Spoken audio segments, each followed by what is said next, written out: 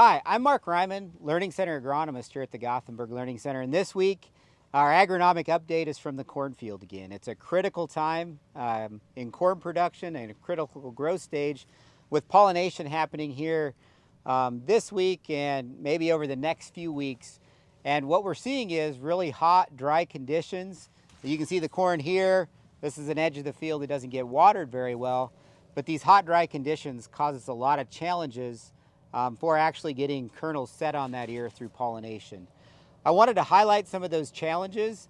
One really is viable pollen out there. We've got some tassels behind us that are shedding pollen, but really pollen is typically viable in the morning. That's when the anthers really are exerted in shedding pollen. And we have these hot conditions overnight or heat up very fast during the day. We lower viability to 2 hours, maybe even less.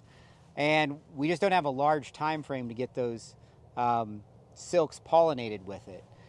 The other challenge is when we have hot conditions and low humidity, the silks will dry out faster. Typically, silks might be viable 7 to 10 days. Under these conditions, we certainly lean towards the lower end of that when we have a dryland environment or something where we see really low humidity out there in the field.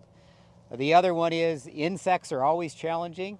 But if you have rootworm beetles feeding on silks, when we get conditions where you have leaf rolling or low turgor pressure in the plant, we don't push those silks very fast. So it's easier for insects to feed enough that we get those silks clipped back to like in the husks, and those are kernels that are essentially going to be lost or pollination that's not going to occur on that ear. Japanese beetle, basically any insect that likes to feed on silks can cause those challenges. And then the other one, with all the hail we've had, it really can damage tassels. Maybe if you've had green snap, you've lowered the amount of tassels in the field. And we're just overall doing a lot of things. We're lowering the viability or time that silks are available to pollinate. And we're also lowering the amount of time and maybe the amount of pollen that's actually out there in the field to pollinate those kernels. The thing we do have working for us though is in corn products today, a lot of work has been done by corn breeders to really improve that pollination process. And what I mean by that is we're going to shed pollen from the tassel. At the same time, we've got silks that are there to receive it. And in the past, maybe 5, 10, 20 years ago, it was a little less common to see that. You know, I can remember 15 to 20-year-old hybrids where if you got these types of conditions of pollination, you would shed basically all the pollen from your tassel in the field before the silks were able to exert. And you would miss your nick, and that field could be a total loss. Today, we do a very good job of synchronizing those even under stress conditions. And it's a good time to really go out and evaluate corn products if you've got a trial with multiple products planted in these tough conditions. You can go see how is pollination progressing.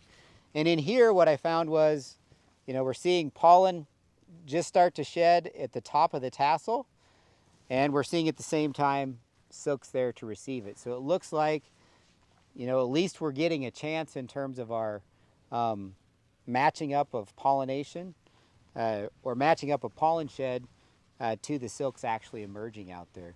So breeding is giving us a chance, but there's a lot of weather conditions that are setting up against pollinating those ears.